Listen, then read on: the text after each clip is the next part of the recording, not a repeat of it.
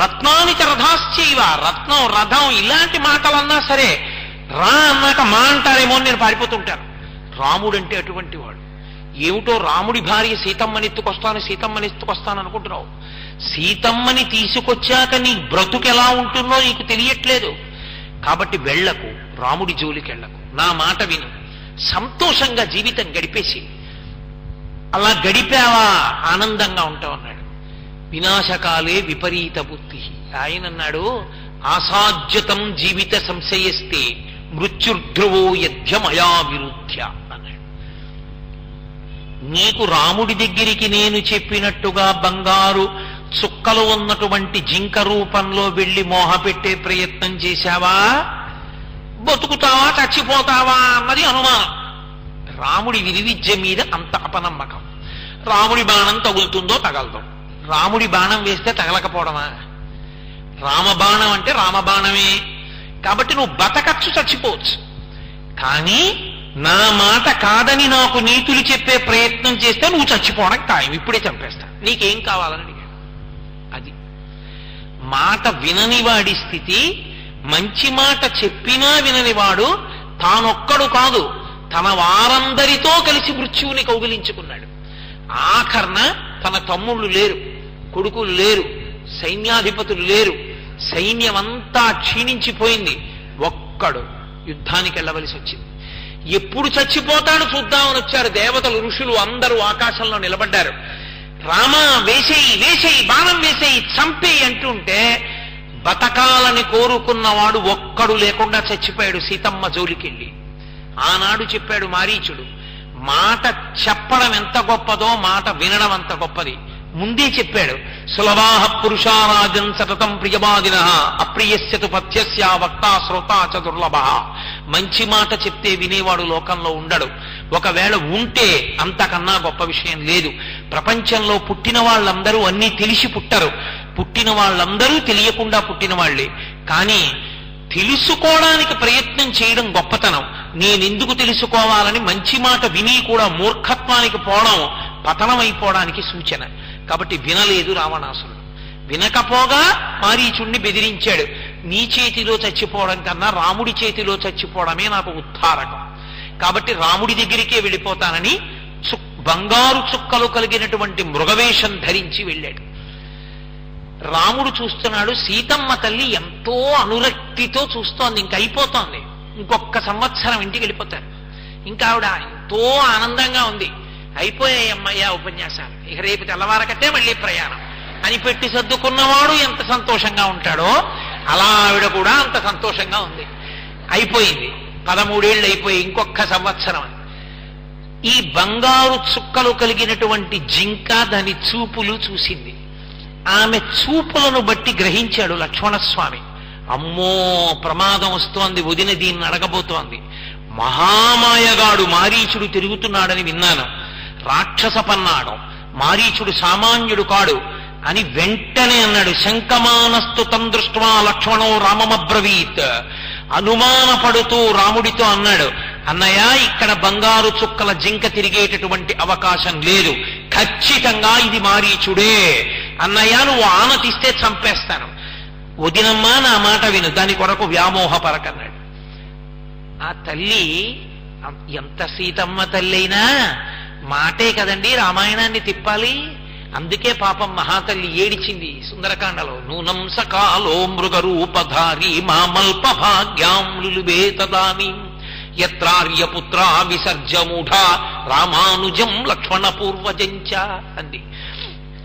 మృగం నాకు లౌల్యాన్ని కల్పించింది, ఆ మృగం వల్ల రామలక్ష్మణుల్ని విడిచిపెట్టుకుని ఇంత కష్టంలో పడిపోయాను. ఆ మృగాన్ని చూసి ఆవిడంది, రామ బ్రతికున్న మృగాన్ని తెచ్చినా పర్వాలేదు, చనిపోయిన మృగాన్ని తెచ్చినా పర్వాలేదు. ఎందుకో తెలుసా? సమాప్త వనవాసానాం, మన వనవాసం పూర్తయిపోతాం, మనం ఇంటికి వెళ్ళిపోతాం. ఈ మృగాన్ని మీరు తీసుకొస్తే కనీసంలో కనీసం నేను దీని చర్మాన్ని అంతఃపురంలో అలంకారం చేసుకుంటాను, అంత బాగుంది రామా నాకు తెచ్చిపెట్టరా అంది. ఆ మాట తిప్పేసింది రామాయణాన్ని. అందుకే వచ్చాడు మారీచుడు. రాముడు అన్నాడు, భర్తృధర్మం పోనీలే, మారీచుడైతే చంపేస్తాను, మృగం అయితే పట్టుకొస్తాను. ఇక్కడ నువ్వు లక్ష్మణ వదినకి కాపుగా ఉండు. రాక్షసులు ఏం చేస్తారు నువ్వు ఉండగా? నేను వెడుతున్నానన్నాడు, మృగం వెంట వెళ్ళిపోయాడు. రామాయణం చెక్కు చెదరదు, సీతాపహరణం జరగదు. లక్ష్మణస్వామి ఉన్నారు, రాడు రావణుడు. కాబట్టి వచ్చే అవకాశం లేదు. మొత్తం రామాయణాన్ని పెనుమార్పు తిప్పేసిన మాట ఒక్కటే. అవతల మారీచుడు బాణం పడి చచ్చిపోయే ముందు హా సీత హా లక్ష్మణ అని రాముడి గొంతు పెట్టి అరిచాడు. తల బద్దల కొట్టుకు చెప్పాడు లక్ష్మణస్వామి, అమ్మా నా మాట వినమ్మా, రాక్షసమాయమ్మా, మనని ఇబ్బంది పెట్టడానికి అరిచాడమ్మా. నా అన్నగారిని సమస్త దేవతలు యక్ష గంధర్వ కిన్నర కింపురుషులు సంఘాలుగా వచ్చి నిలబడిన అన్నని చెనకలేరమ్మా. అన్నయ్య అన్నయ్యే, ఆయన పరాక్రమం నాకు తెలుసమ్మా. అమ్మా మనని ఇబ్బంది పెట్టడానికి ఎవరో ప్రణాళిక వేశారు తల్లి, నా మాట వినన్నారు. ఆవిడంది, ఒకడు రాజ్యాన్ని తస్కరించాడు భరతుడు, ఇంకొకడు అన్న వెంట ఎందుకు వచ్చాడో నాకు ఇప్పుడు అర్థమవుతోంది. నా మీద ఆశపడి నువ్వు వచ్చావు. నీ అన్న శరీరాన్ని విడిచిపెట్టినా, నీ అన్నకి అమంగళం కలిగినా నా కాలి గోటితో కూడా పరపురుషుణ్ణి స్పృశించను. ఎత్తైన పర్వతశిఖరం మించి కింద పడి దూకి చచ్చిపోతాను, జలముల యందు ప్రవేశించి చచ్చిపోతాను, తప్ప పరపురుషుణ్ణి ముట్టుకుంటాను అనుకుంటున్నావా అని భరతుడితో కలిపి ఒక మాట అందావిడ. సుదుష్టత్వం వనే రామమేకమేకోను గచ్చసి మమ హేతోః ప్రతిచ్ఛన్న ప్రయుక్తో భరతేనవా అని మొత్తం రామాయణాన్ని పెనుమలుపు తిప్పింది శ్లోకం. సీతమ్మ నోటి వెంట వచ్చిన మాట. సుదుష్టత్వం వనే రామమేకమేకోను గచ్చసి, చాలా దుష్టమైన బుద్ధితో రామచంద్రమూర్తి ఒక్కడే అరణ్యానికి వస్తున్నప్పుడు వెంట వచ్చావు. అదును కోసం ఎదురు చూస్తున్నావు ఇన్నాళ్ల నుంచి. ఇప్పుడు నీకు అర్థమైంది రాముడు ప్రమాదంలో ఉన్నాడని. నువ్వు వెడితే రాముణ్ణి రక్షించాలేమో, రాముడు ప్రమాదము చేత కొనిపోబడితే అప్పుడు నన్ను నీదానిగా చేసుకోవాలని చూస్తున్నావు. అందుకే వెళ్ళటం లేదు నేను చెప్పిన. నాకిప్పుడు అర్థమైంది. నన్ను నీదానిగా చేసుకోమని, రాముణ్ణి భ్రష్టు పట్టించమని భరతుడు నిన్ను పంపాడు. భరతుడు చెప్పడం వల్ల వద్దు వద్దంటున్నా వెంటపడొచ్చావు. అవకాశం కోసం ఎదురు చూశావు, అందుకే నువ్వు వెళ్ళటం లేదండి. ఆయన రెండు చెవులు మూసుకుని అన్నాడు లక్ష్మణస్వామి, అమ్మా నారాసబాణములను కాల్చి నా చెవులలో దోపిన ఇంత బాధ ఉండదమ్మా. ఎంత మాట అన్నావమ్మా. నిన్ను అన్నయ్యని నమ్ముకుని వచ్చానమ్మా, నిన్ను పరదేవతలా చూశాను. ఇంత మాట అన్నావా, ఇంకా ఉండను. అమ్మా నీకు చెడు కలిగే సమయం ఆసన్నమైంది, దుశ్శకునములు కనపడుతున్నాయి. అమ్మా నేను తిరిగి వచ్చి నిన్ను చూస్తానా, రాముడితో కలిసిన వదిన్ని చూస్తానా, నాకు అనుమానంగా ఉందమ్మా, అయినా ఇక ఉండను అమ్మా, నేను వెళ్ళిపోతున్నానమ్మా అన్నాడు.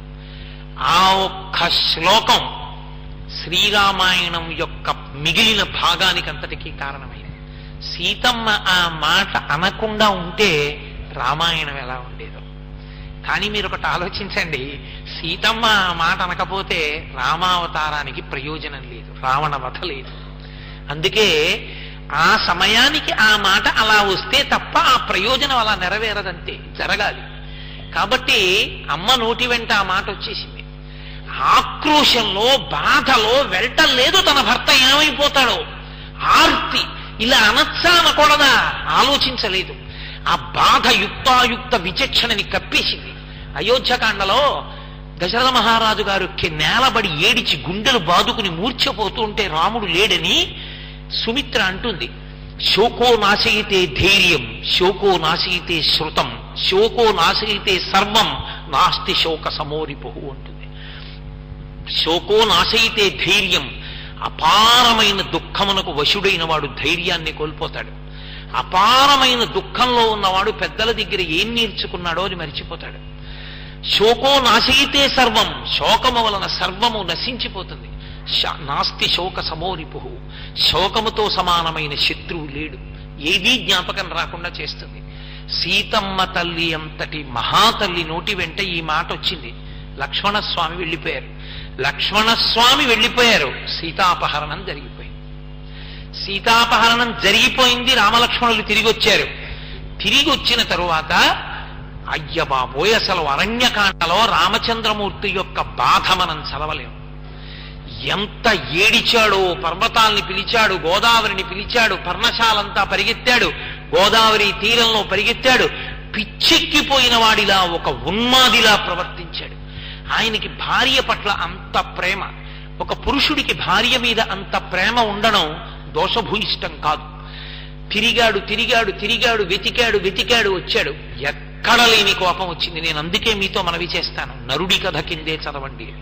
అప్పుడు కూడా శాంతమూర్తిగా ఉంటే ఆ రామాయణానికి అర్థం లేదు. అప్పుడు రాముడికి కోపం వచ్చి తీరాలి. ఆయన అన్నాడు, నా ఓర్పుని భూతములు చేతకానివిగా చూసేయి. గోదావరి బదులు చెప్పలేదు, రావణునికి భయపడి. దేవతలు బాలకాండలో చెప్పారు, నైనం సూర్య ప్రతిపతి వార్ష్వే వాలిన మారుత చిలోర్మిమాలీతం దృష్ట్వా సముద్రోపి నకంపతే అన్నారు. రావణాసురుడు సముద్రపు టొడ్డుకెళ్ళి ఇలా నిలబడి చూస్తే సముద్రంలో తరంగాలు రావు, చెరువులైపోతాయి. భయం. వడగాట్పు వీచవలసినటువంటి సమయంలో గ్రీష్మ ఋతువులో రావణాసురుడు ఇలా చూస్తే గాలి చల్లబడిపోతుంది. పంచభూతములను శాసిస్తున్నాడు, సృష్టిని తనకి అనుకూలంగా తిప్పుకుంటున్నాడు తపశ్శక్తితో. మరి శిక్షించరా అని అడిగారు. అప్పుడు రామావతారం వచ్చింది. అంత భయం రావణుడంటే లోకానికంతటికి. అందుకే గోదావరి కూడా చెప్పలేదు. ఏ మాటకైనా జవాబు చెప్పిన ఒక్కటే.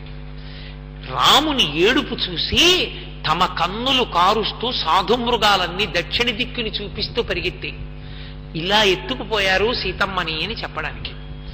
కాబట్టి మహానుభావుడు అంత ఏడిచి కోపం వచ్చి, నాకు ఒక్కళ్ళు జవాబు చెప్పట్లేదు, చేతకాని వాడిని అనుకుంటున్నారు, నా ఓర్పుని సరిగా అర్థం చేసుకోలేదు.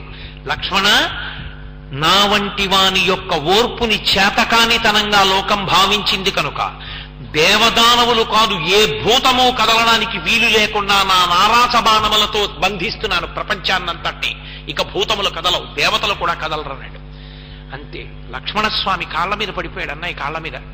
అన్నయ్య, పురాభూత్వా మృదుద్వాంత సర్వభూత హితే రత నక్రోధవచమాపన్న ప్రకృతిం మాతుమర్కసి.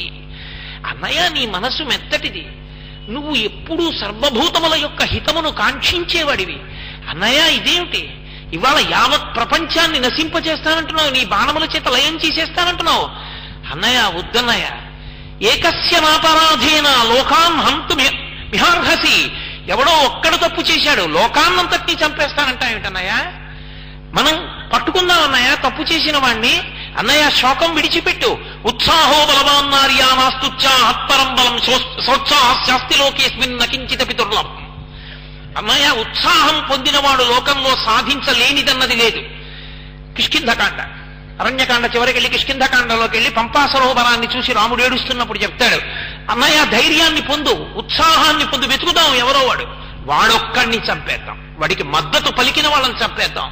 అంతేకాని అన్నయ్య, అమాయకుల్ని, తెలిసిన వాళ్ళని, తెలియని వాళ్ళని చంపుతావా? అందుక అన్నయ్య నీకు గురువులు విద్యనిచ్చింది? కాళ్ళ మీద పడి ఈ మాట అంటే ఆ పరిస్థితిలో ఇంకొకడైతే ఏమనాలి? తగుదునమ్మా అని చెప్పొచ్చావులేరా, వదిన దగ్గర ఉండరా అన్నాను. వదిన కోపంతో ఏదో అంది, వచ్చేసావా వెనకాతలా, అంతే తప్ప అక్కడ ఉండొద్దు నువ్వు, నీ వల్ల కదా ఇదంతా వచ్చింది, పైగా ఇప్పుడు నాకు సలహా చెప్తావా అనాలి. అనలేదు రాముడు. అది రాముడు అంటే. మంచి మాట ఎవరు చెప్పినా వింటాడు, అందరినీ అడుగుతాడు, ఏం చేయమంటారంటూ ఉంటాడు, అన్నీ వింటాడు. అన్నీ విని ఏది ధర్మమో తాను చెప్పి అది చేస్తాడు. మహానుభావుడు యుద్ధకాండలో విభీషణుడు వచ్చి ఆశ్చర్యం అడిగాడు. అందరూ నిలబడ్డారు, ఒక్కొక్కరిని పిలిచి అడిగారు, ఒక్కొక్కరొక్కొక్కటి చెప్పారు. విభీషణుడికి ఇవ్వద్దన్నారు, ఆ రావణాసురుడి పనుకొని వచ్చాడన్నాడు, రావణాసురుడి తమ్ముడు అన్నారు, ఇన్ని చెప్పారు. ఆయన అన్నాడు, పూర్వం అరణ్యంలో చెట్టు మీద మగపక్షి ఆడపక్షి 2 పక్షులు ఉండేవి. ఆ 2 పక్షులలో ఒక బోయవాడు ఒక రోజు రాత్రి ఆహారం దొరక్క వెతికి వెతికి గూటికి తిరిగొచ్చి ఆడుకుంటున్నటువంటి ఆ ఆడపక్షి మగపక్షులలో ఆడపక్షి మీద గురి పెట్టి బాణం వేసి కొట్టాడు. ఆ ఆడపక్షి కింద పడి చచ్చిపోయింది. మగపక్షి చూసి గిరికీలు తిరుగుతుండగానే దాని రెక్కలు లాగేసి కాల్చి తినేశాడు. అదే బోయవాడు ఒకనోడు అరణ్యంలోకి వస్తే విపరీతమైన వర్షం, ఓ చెట్టు కింద అలా కూర్చున్నాడు. కడుపులో ఆకలి, వాన, చలి, చీకటి, ఎక్కడికి వెళ్ళలేక ఒకనాడు రెండు పక్షులు కలిసి వినోదిస్తుండగా ఆడపక్షడి తన పాణముల చేత కొట్టినటువంటి చెట్టు కిందకొచ్చి కూర్చున్నాడు. మగపక్షి చూసింది, అరే నా చెట్టు కిందకొచ్చి కూర్చున్నాడు కాబట్టి నాకు అతిథి, నా ఇంటికి వచ్చినవాడు. అతిథి తినకుండా వెళ్ళిపోతే అంతకన్నా అన్యాయమైన పాపం ఇంకోటి ఉండదు, కాబట్టి ఇతనికి నేను ఆహారం సమకూర్చాలనుకుంది ఆ పక్షి. అనుకుని అది గబగబా వెళ్ళి అగ్ని ఇలా ఒకదాన్ని ఒకటి ఘర్షణ చేస్తే అగ్నిహోత్రం పుట్టేటటువంటి రాళ్లు పట్టుకొచ్చి వాడి దగ్గర పడేసింది. వాడి అగ్నిహోత్రాన్ని మెల్లిగా సృజించాడు. అగ్నిహోత్రం వెలుగుతోంది. ఒళ్ళు కాచుకున్నాడు, కానీ కడుపులో ఆకలి రగిలిపోతోంది. అతని దేహాన్ని రక్షించాను, కానీ అతని ఆకలి తీర్చాలి. ఇప్పుడు నేను ఎక్కడ తేను? మనిషి తినగలిగినంత అన్నం నా చిన్న నోటితో ఎక్కడ తెస్తానని మగపక్షి అందులో పడిపోయింది. ఆ చనిపోయి కాలిపోతున్న పక్షిని బోయవాడు తిని ప్రాణం నిలబెట్టుకున్నాడు. ఒక నోరు లేని పక్షి తాను ఉన్న చెట్టు కిందకి తనకి ఇతపూర్వం అపకారం చేసిన వాడు వస్తే ఉపకారం చేసింది. మనుష్యుడనై పుట్టి క్షత్రియుడనై దశరథ మహారాజు గారి కుమారుడనై నా దగ్గర ఆశ్రయం పొందుదామని శరణాగతి చేసి వచ్చిన విభీషణుడి యొక్క గుణదోషములను నేను విచారణ చెయ్యనా? వాడు ఎవరైనా కాని నేను శరణాగతి ఇచ్చేస్తున్నానంతే. ఇప్పుడే కాదు, ఎప్పుడైనా. సకృదేవ ప్రపన్నాయ తమాస్మీత జయాచతే అభయం సర్వభూతేభ్యో దదామ్యేతద్రుతం మమ. రామా నేను నీవాడనని ఎవరంటాడో వాళ్ళందరికీ నేను శరణాగతిస్తాను, వాళ్ళ పాపములను కడిగేస్తానన్నాడు. కాబట్టి లక్ష్మణస్వామి, అన్నయ్య ఉత్సాహాన్ని పొందు, ఉత్సాహము చేత ఏ కార్యాన్ని చెయ్యలేవంటే మహానుభావుడు వెంటనే సంతోషాన్ని పొంది, మంచి మాట చెప్పావురా లక్ష్మణ, పద సీతమ్మని వెతుకుదాం అని బయలుదేరి వెళ్ళిపోయాడు తప్ప మాటకి ఎంత మార్చుకున్నాడో. అదే లక్ష్మణస్వామి మాట రాముడు వినకపోయినా, లక్ష్మణుడు ఆ మాట చెప్పకపోయినా రామాయణంలో అసలు ఈ లోకం యొక్క పరిస్థితి ఎలా ఉండేదో ఎవరు ఊహించలేరు. అంత శక్తివంతుడైన రాముడు మాట వినే లక్షణం ఉన్నవాడు కనుక లక్ష్మణస్వామి మాటలు విని ఉపశాంతి పొంది వెళ్ళిపోయాడు. వెళ్ళిపోయిన తరువాత కిష్కింధకాండలోకి ప్రవేశించారు. కిష్కింధకాండలోకి ప్రవేశించిన తరువాత కథ అంతా తిరిగిపోవడానికి కారణం మాటే. నరుడు రామలక్ష్మణులు నడిచి వెడుతున్నారు. వాళ్ళ తేజస్సు చూశాడు. చూసి వాలి మమ్మల్ని చంపడానికి పంపించి ఉంటాడు, తాను రాకూడదు కనుక ఋష్యమూక పర్వతం మీదకి అని భయపడి ఆ సుగ్రీవుడు భయపడి పారిపోతున్నాడు. మంత్రి అయినటువంటి హనుమ వెళ్ళి పట్టుకున్నారు. ఎందుకు పారిపోతున్నావు, అసలు కారణం చెప్పి పారిపో. అదిగో నరులు ఇద్దరు పంపా సరోవరంలో నడుస్తున్నారు. వాళ్ళిద్దరి యొక్క తేజస్సు చూస్తే సామాన్యంగా లేరు. వాళ్ళు నన్ను చంపడానికే వచ్చి ఉంటారు వాలి పనుపున, అందుకే పారిపోతున్నానన్నాడు. వెంటనే హనుమ అన్నారు, అహో శాఖాం మృగత్వంతే విట్టమేవ ప్లవంగమ లఘుచిత్తతయాత్మానం నస్థాపయసియో మతః. కోతి బుద్ధి బయట పెట్టుకున్నావు, నీ చిన్న బుద్ధి బయట పెట్టుకున్నావు. ఏమిటి పరుగులు, దిక్కుమాలిన పరుగులు, ఎన్నాళ్ళు పరిగెడతావిలా? అసలు వాళ్ళు ఎవరు, ఎందుకు వచ్చారు? తెలుసుకుని పారిపో, తెలుసుకోకుండా పారిపోతాయండి అంటే ఎంత పిరికితనాన్ని పొందాడంటే సుగ్రీవుడు. మామూలుగా మనం వెడితే సుగ్రీవుడు ఎక్కడున్నాడని ఏమీ తెలియని వాళ్ళ కనుక్కుని నా దగ్గరికి వచ్చి నన్ను చంపేస్తాడు. అందుకని అసలు ఎటువంటి వాడో చెప్పాలంటే లోకంలో ఒక్కడి దగ్గరే అబద్ధం చెప్పరు. అన్నీ విడిచిపెట్టేసిన వాడు, తనంటూ కోరుకునేది లేదు కాబట్టి కాషాయ వస్త్రమాత్రే కాషాయ దండమాత్రేణ ఇది పూజ్యో న సంశయ. కాషాయం బట్ట కట్టుకున్నంత మాత్రాన ఇక ఆయన యోగ్యతాయోగ్యతలు విచారించకుండా నమస్కారం చేస్తాం. ఎందుచేత అంటే ఆయన అన్నిటినీ విడిచిపెట్టాడు కాబట్టి. నువ్వు సన్యాసి వేషం కట్టి వెళ్ళు, ఏ మాటలు చెప్తారో చూసిరా, నేను ఇక్కడి నుంచి చూస్తుంటాను సుమా అంటే సన్యాసి వేషం కట్టి స్వామి హనుమ రామచంద్రమూర్తి దగ్గరికి వెళ్ళారు. అబ్బో ఇప్పుడు నేను ఎక్కడ చెప్పగలను, అసలు రామలక్ష్మణుల్ని చూడగానే అద్భుతమైన స్తోత్రం చేసేశారు. ఇంత స్తోత్రం చేస్తే హనుమ మాటలు విన్నారు రాముడు. అదే ప్రప్రథమ సమావేశం రామ హనుమలది. అన్నీ విని హనుమ యొక్క వాగ్వైభవం చూసి లక్ష్మణస్వామి వంక తిరిగి అన్నారు, నాన్ ఋగ్వేద వినీతశ్చ నా యజుర్వేదధారిణ నా సామవేద విదుష శిక్షమేవ ప్రభాషితం. చూడు లక్ష్మణ ఎలా మాట్లాడాడు, అసలు ఆ మాట తీరు చూడు. ఋగ్వేదం యజుర్వేదం సామవేదం చదువుకున్నవాడు తప్ప ఇలా మాట్లాడలేడు అంటే ఆయన ఉద్దేశం.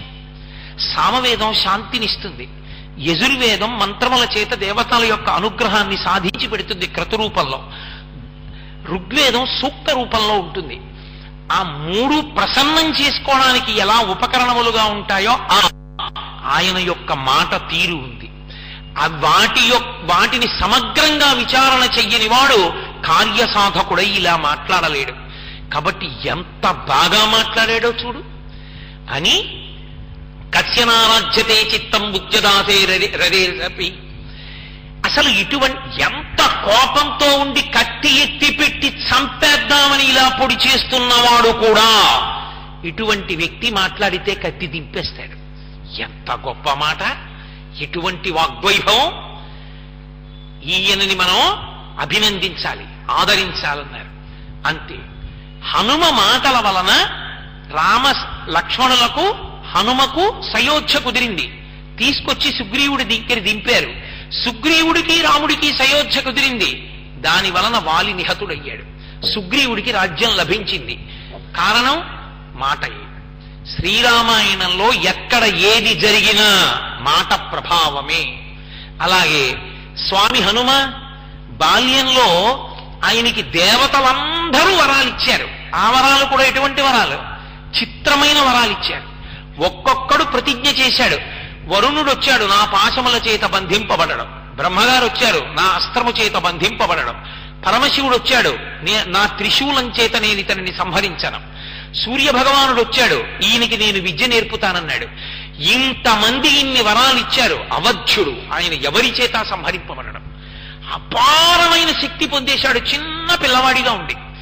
ఇంత చిన్న పిల్లవాడిగా ఉండి ఇంత శక్తి ఉంటే బుద్ధి బాగా వికసించలేదు. అంత బలం ఏం చెయ్యాలో అర్థమయ్యేది కాదు. ఋష్యాశ్రమాల్లో వాళ్ళు ఆరేసుకున్న బట్టలన్నీ చింపేస్తుండేవారు.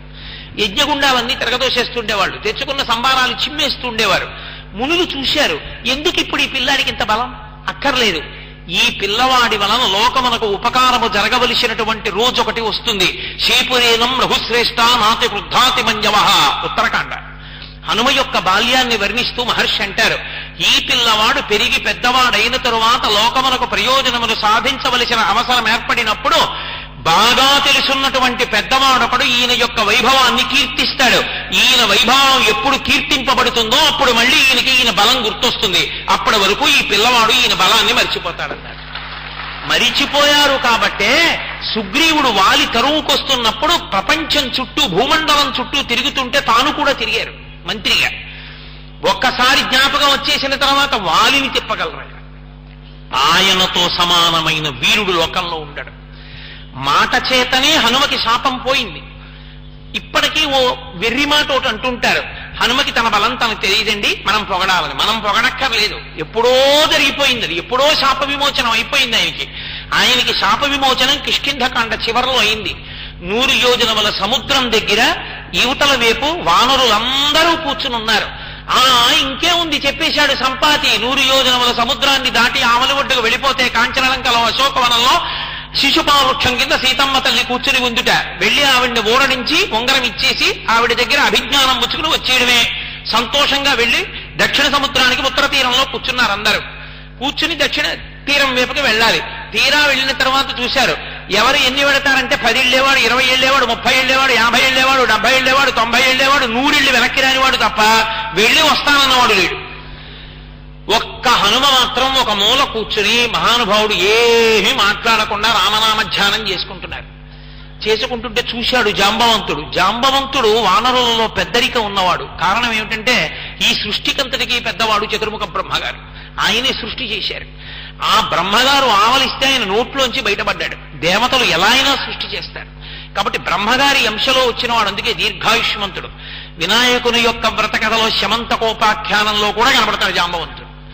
అంతటి మహాబలవంతుడు. ఆయనే చెప్పుకున్నాడు, ఒకానొకప్పుడు వామనమూర్తి ఆ బలిచక్రవర్తి దగ్గరికి వెళ్లి దానం పుచ్చుకుని 3 అడుగులు ఇంతంతైవటుడు ఇంతయైవరయుతానింతయ్యభో వీధిపై ఎంతైతో యజమండలగ్రమణ కల్లంతై ప్రభారాశిపై ఎంతై చంద్రున కంతయై ధ్రువునిపై ఎంతై మహర్వాటిపై ఎంతై సత్యపథోన్నతుండగుచు బ్రహ్మాండంత సంవర్ధి అయ్యని పెరిగిపోతే 21 మార్లు వామనమూర్తికి నేను ప్రదక్షిణం చేశాను. కానీ నాకిప్పుడు మోకాళ్ళ నొప్పి, నేను ఎగరలేను, పెద్దవాడిని అయిపోయాను. కాబట్టి ఎగరగలిగిన వాడెవరు? ఎవరు కనపట్టలేదు. అసలు ఎగరగలిగినటువంటి వాడు హనుమ ఒక్కరే. ఆయనేమో అలా కూర్చున్నారు. అప్పుడు వెళ్లి పొగిడాడు మహానుభావుడు. ఉత్తిష్ట హరిషాత్తూల లంఘవస్య మహార్ణవం పరాహి సర్వభూతానాం హనుమాన్ సర్వతగ్గత. మహానుభావ, నువ్వు లేవాలి, లేచి ఈ సముద్రాన్ని లంఘించాలి. ఎందుకో తెలుసా? నీకొక్కడికే ఆ శక్తి ఉంది. నీ తల్లి అప్సరసలలో శ్రేష్ఠురాలైనటువంటి పుంజకస్థల. ఆమె శాపవశాత్తు ఈ భూమి మీద వానరకన్యగా జన్మించింది. ఆమె పేరు అంజనాదేవి. ఒకనాడు వాయువు తన యొక్క తేజస్సుని ఆమె యందు ప్రవేశపెట్టినటువంటి కారణం చేత నీ తండ్రి అయినటువంటి కేసరికి ఔరసపుత్రుడివై అంజనా యందు జన్మించినటువంటి కారణజన్ముడవు. గరుత్మంతుడికి ఎంత బలం ఉందో నీకంత బలం ఉంది. నువ్వు ఏవలి ఒడ్డున నించుని ఆవలి ఒడ్డుకి స్పృశించగలవు. ఈ భూమండలాన్నంతటినీ ప్రదక్షిణం చెయ్యగలవు. నీవు ఎగురుతున్నప్పుడు ఈ మేరు పర్వతం చుట్టూ కూడా తిరగగలవు. అంతటి శక్తి కలిగిన వాడివి. ఈనాడు కొన్ని కోట్ల మంది వానరుల యొక్క ప్రాణములు సంకట స్థితిలో ఉండగా ఏమీ తెలియని వాళ్ళ నువ్వు అలా కూర్చోవడం బాగులేదు. మహానుభావ, నువ్వు హనుమాన్ హరిరాజస్య సుగ్రీవస్య సమోహపి రామలక్ష్మణయోశ్చాపి బలేన తేజసేన చ. బలంలో తేజస్సులో రామలక్ష్మణులతో సుగ్రీవుడితో సమానమైన వాడివి. నువ్వు అలా కూర్చోడానికి వీలు లేదు. పుంజుకో నీ బలాన్నన్నారు. అంతే. పరాహి సర్వభూతానాం హనుమన్యాగతి సదా. నువ్వు 100 యోజనముల సముద్రాన్ని దాటి వెళ్ళిపోతుంటే సమస్త భూతములు అంజలి ఘటించి చూసి సంతోషిస్తాయి. లే హనుమా అన్నారు. జాంబవంతుడు చేసిన స్తోత్రానికి హనుమ యొక్క శాప విమోచనం అయిపోయింది. మాటయే రామాయణంలో హనుమ యొక్క వైభవాన్ని మళ్ళీ ఉద్దీపింపచేసింది. అంతే. మహానుభావుడు లేచి నిలబడ్డాడు. మేరుమందర సంకాశౌ బభూదిత్తానల ప్రభ అగ్రతం వ్యవతస్తేచ. ఆయన ఒక్కసారి అంత ఎత్తున పెరిగిపోయి కాలిపోయిన పెనల్లా ఎర్రటి ముఖంతో దంస్తలతో పరిగల వంటి బాహువులతో ఆ పెద్ద పెద్ద పాదాలతో ఇక్కడ నిలబడి నేను బయలుదేరితే ఈ భూమి నేను ఎగిరినప్పుడు తట్టుకోలేదని నేను గరుత్మంతుడు అపారమైన వేగంతో సముద్రం మీద వెడుతూ పావుని తన్నుకుపోతుండగా చూశాను. గరుత్మంతుడు ఎంత వేగంతో ప్రయాణిస్తాడో నేను కూడా అంత వేగంగా ప్రయాణిస్తాను. నా తండ్రి అయిన వాయుదేవుడు సుపర్ణుడైనటువంటి గరుత్మంతుడు నేను తప్ప అలా ఎగరగలిగినటువంటి వారు లేరు. నేను ఇప్పుడు ఎంత సంతోషాన్ని పొందుతున్నానంటే 100 యోజనముల సముద్రాన్ని దాటి వెళ్లడం కాదు, ఈవలి ఒడ్డున నిలబడి నా శరీరాన్ని పెంచి సముద్రం నుంచి వంగి అవతల వైపు ఒడ్డుని నా చేతితో అందుకోవాలనుకుంటున్నాను. ఇక్కడి నుంచి నేను ఎగిరితే భూమి తట్టుకోదు. అందుకని మహేంద్రగిరి శిఖరముల మీద నిలబడి అక్కడి నుంచి నేను ఎగురుతానని మహానుభావుడు అక్కడ నిలబడితే తతో రావణనీతాయ సీతాయ శత్రుకర్షణ ఏష పదమన్వేష్టం చారణాచరితే పది అని సుందరకాండ ప్రారంభం. అంతలా నిలబడి ఆయన ఎగరడానికి సిద్ధపడితే తమతో ఇంతకాలం తిరిగినటువంటి మహావీరుడు శాప విమోచనమై సముద్ర లంఘనం చెయ్యబోతున్నాడని ఆయన వెళ్లి సంతోషంగా సీతమ్మ తల్లి యొక్క జాడ కనిపెట్టి వెనక్కొస్తేనే వీళ్లకు బతుకు, లేకపోతే బతుకు లేదు. కాబట్టి ఆయన వంక చూశారు. అంత తేజోమూర్తి అయి నిలబడి ఉన్నాడు. అటువంటి స్వరూపాన్ని వాళ్ళు చూడలేదు, తెల్లబోతున్నారు. వాళ్ళందరికీ కూడా సంతోషాన్ని కల్పించాడు. ఎందుకని? అప్పటికే సుగ్రీవుడిచ్చిన వేళ దాటిపోయింది. సీతమ్మ తల్లి జాడ కనిపెట్టకుండా వెనక్కి వెళ్ళారా సుగ్రీవుడు వధిస్తాడు. ప్రాణ సంకటంలో ఉన్నటువంటి వానరులందరికీ కూడా ధైర్యాన్ని చెప్పారు. మీరేమీ బెంగపెట్టుకోవలసిన అవసరం లేదు, నేను వెడుతున్నాను. సీతమ్మ తల్లి జాడ కనిపెట్టి వస్తాను. కానీ ఎక్కడా అహంకారం ఉండదు. మాట అంటే మనిషి వ్యక్తిత్వాన్ని ఆవిష్కరిస్తుంది. ఎంత గొప్పగా మాట్లాడతారంటే యథారాఘవ నిర్ముక్త శరస్వసన విక్రమ గచ్చేతత్గమిష్యామి లంకాం రావణ పాలితాం నహి ద్రక్ష్యామీది లంకాయాం జనకాత్మజాం అనేనైవ వేగేన గమిష్యామి సురాలయం బద్వారక్షత రాజేన మోనయిష్యామి రావణం సర్వదా కృతకార్యోహ. నేను ఇప్పుడు బయలుదేరుతున్నాను. ఎలా బయలుదేరుతానో తెలుసా? బంగారు కోదండాన్ని తన ఎడంచేత్తో పట్టుకుని అక్షయబాణ తూణీరంలోంచి కుడి చేతితో బాణాన్ని తీసి వింటినారి యందు సంధించి ఆ కర్ణాంతములాగి విడిచిపెట్టినటువంటి రామబాణం లక్ష్యం మీద ఎలా వెళ్లి పడుతుందో అలా మధ్యలో ఆగకుండా నేను లంకాపురంలోకి ప్రవేశించి సీతమ్మ తల్లి యొక్క జాడ కనిపెడతాను. ఒకవేళ నాకు కాంచన లంకలో సీతమ్మ తల్లి జాడ కనపడకపోతే అక్కడి నుంచే ఊర్ధ్వలోకానికి వెళ్లి స్వర్గలోకంలో సీతమ్మ ఎక్కడుందో వెతికి చూసి తీసుకొస్తాను.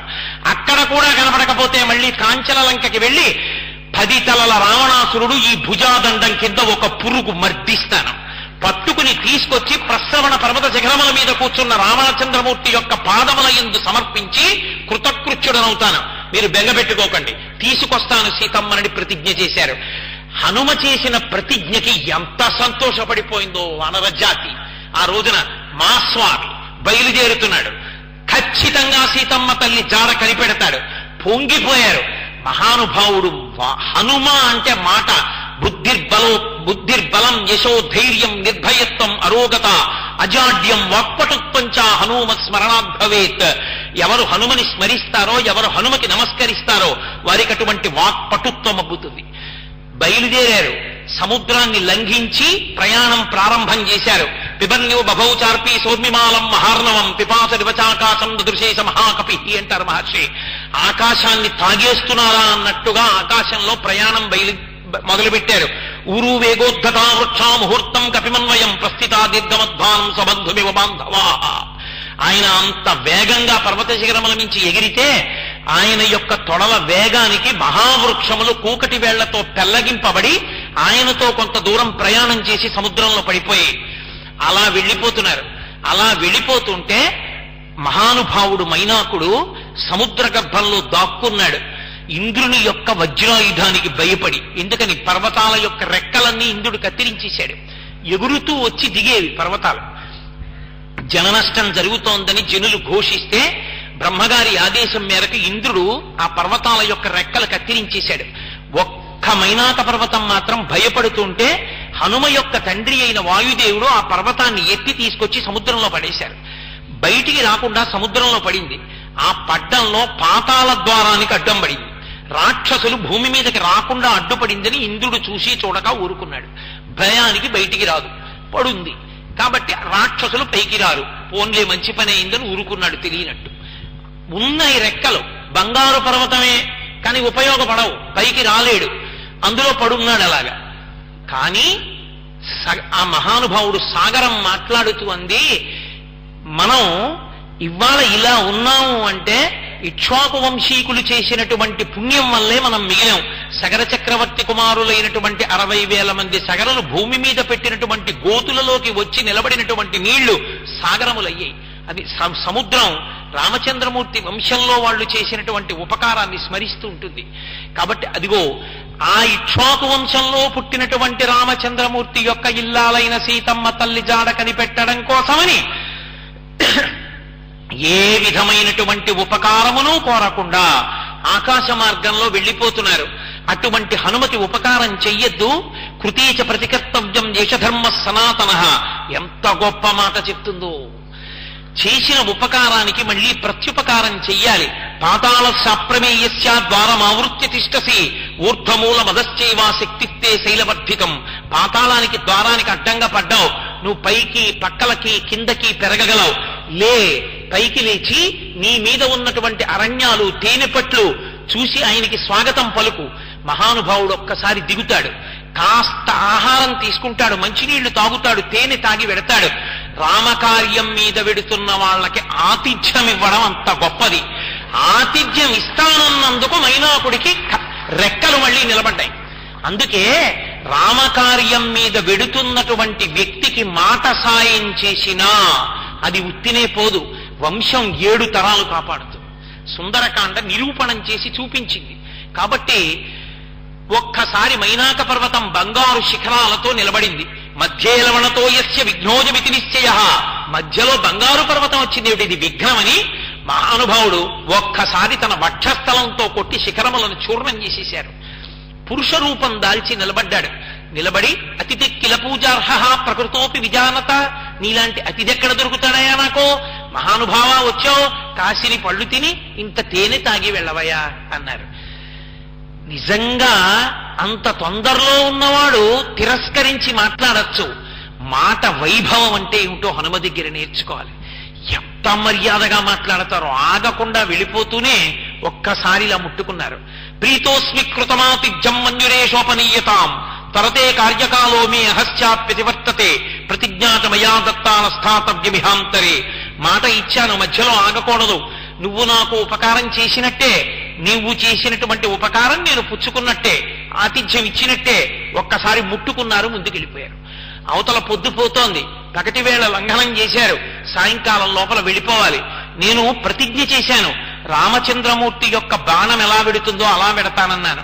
రామచంద్రమూర్తి బాణం లక్ష్యం మీదకి ప్రయాణం చేసే ముందు మధ్యలో ఏదో కనపడిందని అక్కడ ఆతిథ్యం తీసుకుని వెళ్ళదుగా, తిన్నగా వెళ్ళిపోతుంది తప్ప. కాబట్టి నేను కూడా అలా వెళ్ళాలి.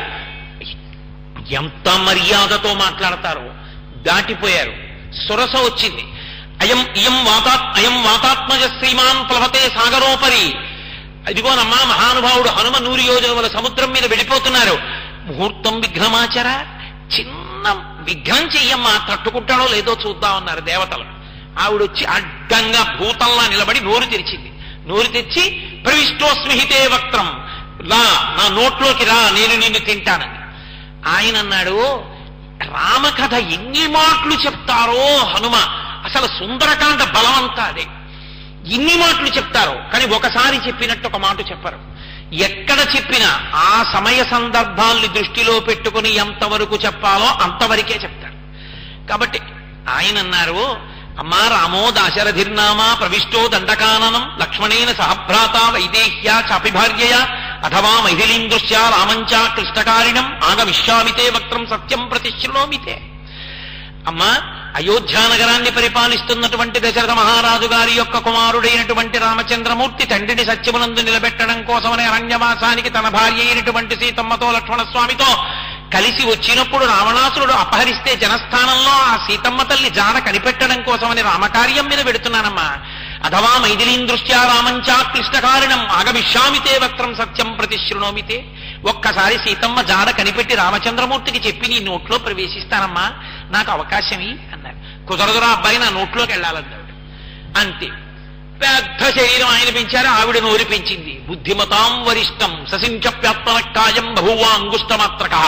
బొటన వేలంత అయిపోయారు, లోపలికి వెళ్ళారు, బయటకు వచ్చేశారు.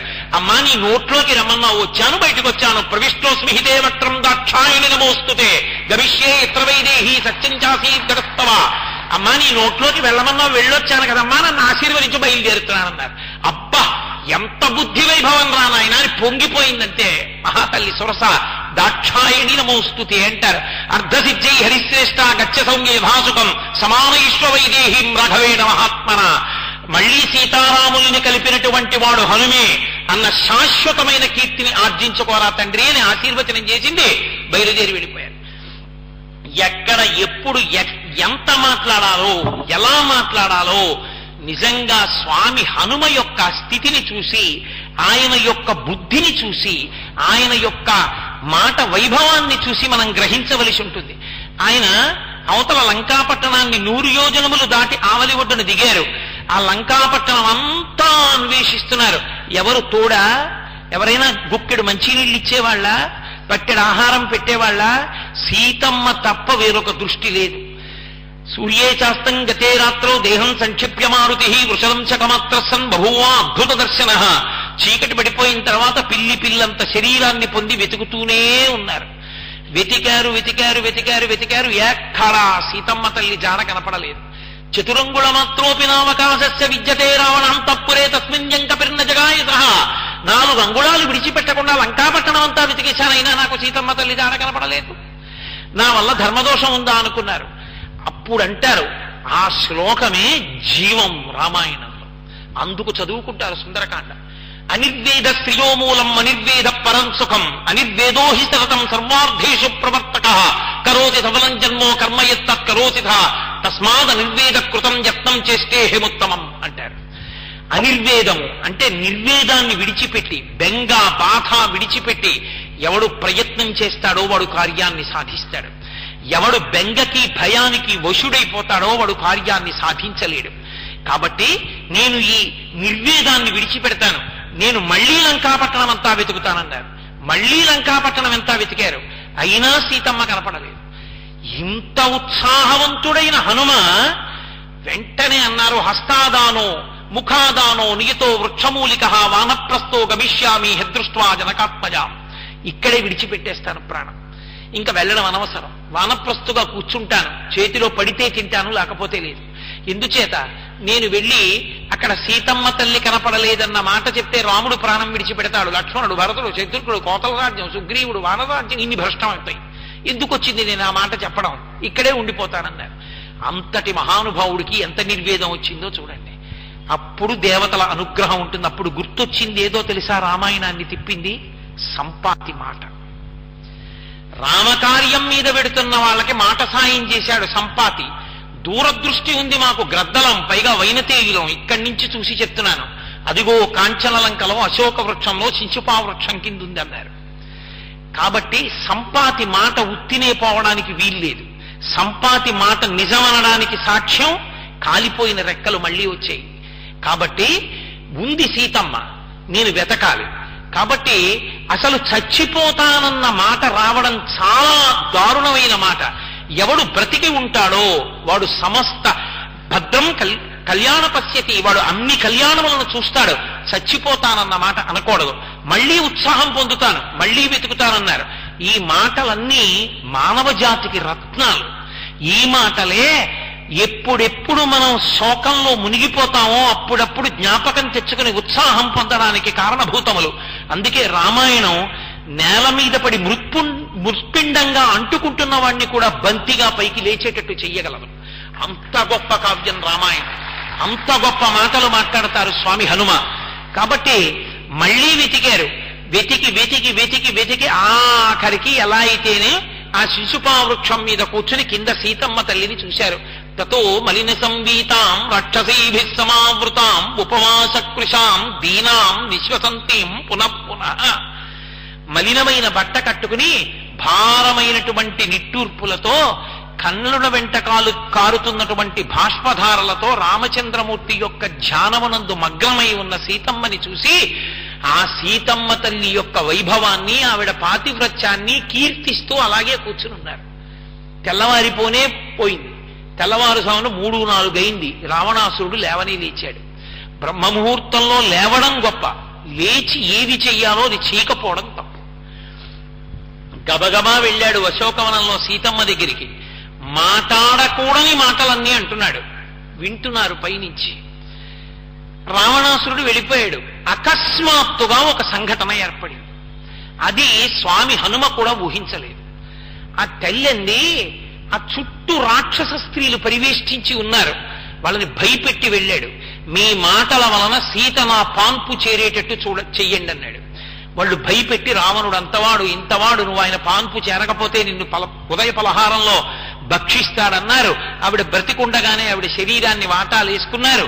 ఇన్ని చేసినా నా తల్లి ఒక్కటే మాటంది, దీనోవా రాజ్యహీనోవా యోమే భర్త సమే గురు తం నిత్యం అనురక్తస్మి యథారూపాం సువర్చల అంటుంది.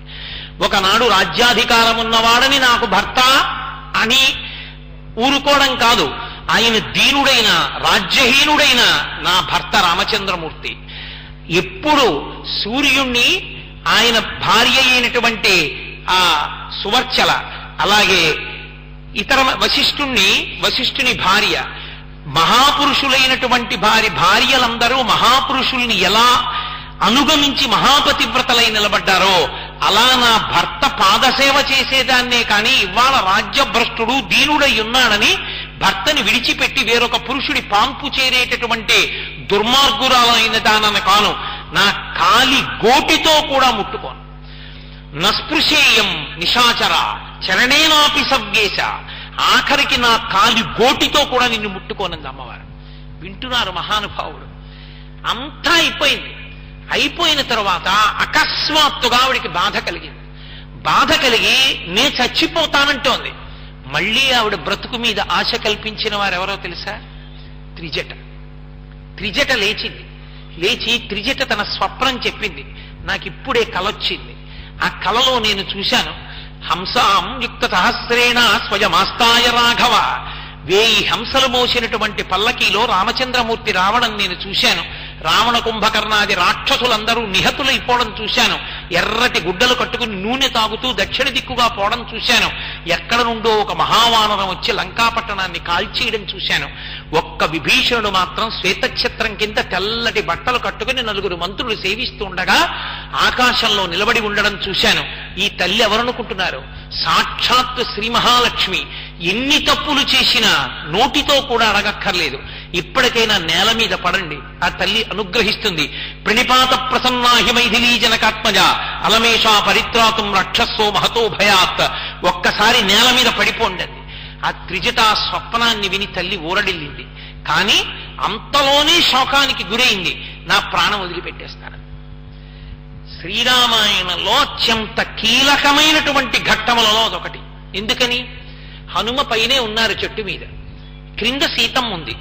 ఆయన ఊహించలేదు. ఇంకా మాట్లాడడానికి ఏదో సందర్భం కోసం ఆయన ఎదురు చూస్తున్నారు. తల్లి పాతివ్రత్యాన్ని ప్రశంసించి ప్రశంసించి ముగ్ధుడైపోయి ఉన్నారు. అకస్మాత్తుగా ఆ తల్లి సీతాధవేణ్యుద్గ్రహణం గృహీత్వా ఉద్వజ్జవేణ్యుద్గ్రహణేన శీఘ్ర అహంగమిష్యామి యమస్య మూలం ఉపస్థితా సా మృదు సర్వగాత్రి. నే చచ్చిపోతాను, ఇక్కడ చచ్చిపోవడానికి విషం కత్తి ఇచ్చేవాడు కూడా లేడు, నే బతుకుదాం అనుకున్నట్టు బతకనిచ్చేవాడు లేడు. అది రాక్షసత్వం అంటే. కాబట్టి చచ్చిపోతానని పూచిన అశోకపు కొమ్మని కిందకి వంచి తన దీర్ఘమైన కేశపాశాన్ని మెడకి చుట్టూ ఉరిగా బిగించుకుని ఆ చెట్టు కొమ్మ కట్టేసుకుంది. ఏమి మహర్షి అండి, ఎంత అద్భుతమైన మాట అంటారు. తస్యాశుభం వమమరాళ పక్ష్మ రాజీవృతం కృష్ణ విశాల శుక్లం ప్రాసందతైకం నయనం సుకేశ్య మీనాహతం పద్మమివాభితామ్రం అంటారు. సీతమ్మ తల్లి ఎడం కన్ను అదిరిందిట శుభసూచనగా. ఇదేమిటి? చచ్చిపోదాం అనుకుంటుంటే ఎడం కన్ను ఎదిరింది అనుకుంది అమ్మవారు. ఎడమ తొడ అదిరింది. ఒక్కసారి చీర జారినట్టయింది. అకస్మాత్తుగా భర్త గురించి శుభవార్త వినే ముందు జరిగే శుభశకునాలు. ఆమె తెల్లబోయింది. అయితే నేనైతే ఆమె ఎడమ కన్ను అదిరింది అంటున్నాను, మహర్షి అలా అనలేదు. తస్యాశుభం వమమరాళ పక్ష్మ రాజీవృతం కృష్ణ విశాల శుక్లం ప్రాసందతైకం నయనం సుకేశ్య మీనాహతం పద్మమివాభితామ్రం అన్నారు.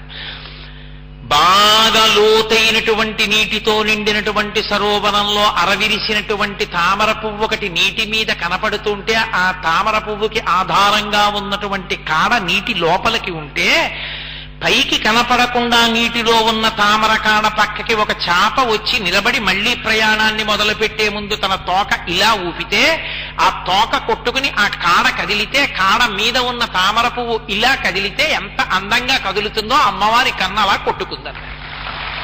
అంత గొప్పగా వర్ణించారు మహర్షి. తల్లికి ఎడంకన్ను ఎదిరింది. ఏమిట్రా ఎడంకన్ను ఎదిరింది అనుకున్నారు. ఉరి బిగించేసుకుంటోంది, కొమ్మ విడిచిపెట్టేస్తుంది. ఇంత గొప్పగా మాట్లాడగలిగిన హనుమ పైనుంచి చూస్తున్నారు. గిరగిర గిరగిర తిరిగేశారు. పిల్లి పిల్లంతున్నారు. ఏవం బహువిధాం చింతాం చింతయిత్వాం మహాకపి సంసర్వో మధురం వాక్యం వైదేహ్యం వ్యజహార అంటారు మహర్షి. ఇప్పుడు ఏం చెప్పాలి? నేను వానర భాషతో మాట్లాడితే ఆవిడకి అర్థం కాదు. నేను సంస్కృతంలోనో మనుష్య భాషలోనో మాట్లాడితే వానరేమిటి సంస్కృత భాషలో మాట్లాడుతూ